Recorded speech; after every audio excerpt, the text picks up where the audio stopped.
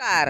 अभी जो आपको हम लोग वीडियो दिखाने जा रहे हैं वो एक धारावाहिक वीडियो है जो रामायण पर आधारित है और उस रामायण का नाम है भोजपुरी रामायण उर्फ देहाती रामायण। मंगलम भगवान विष्णु मंगलम गुरुध्वज मंगलम पुण्यकाक्ष मंगलम तनहरि। ओम नमः शिवाय नमः शिवाय नमः शिवाय नमः शिवाय नमः शिवाय नमः शिवाय नमः शिवाय नमः शिवाय नमः शिवाय नमः शिवाय नमः शिवाय नमः शिवाय नमः शिवाय। लाई फूल चढ़ाव लय तार बहन तो फूला चढ़ाओ तब नहीं हित प्रकट हुई है। नमः शिवाय नमः शिवाय नमः शिवाय नमः शिवाय नमः शिवाय नमः शिवाय नमः शिवाय नमः शिवाय नमः शिवाय नमः शिवाय नमः शिवाय नमः शिवाय।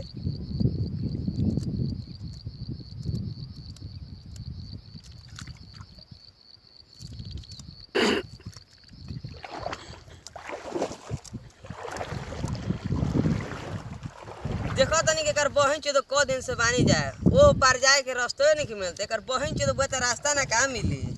लाई फूल चढ़ावो प्रकट होखस छोड़े कर बहन चोदा पूजा पाठ रे कर माई बाहू के मार कर बहन चोकी द्वारे कर बहन चोदा मार के सुखा जा रही है दे कर बहन चोदा के मार दी सुखा जाओ।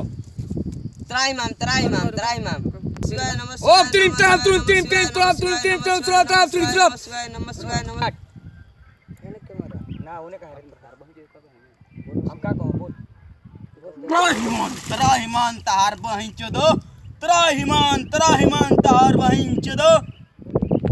अभी का निकला तेरा तहार बहन चोदो निकली ना तार बहिं चोदो हेरे आवा तहार बहन चोदो आवताई हो तार बहिं चोदो।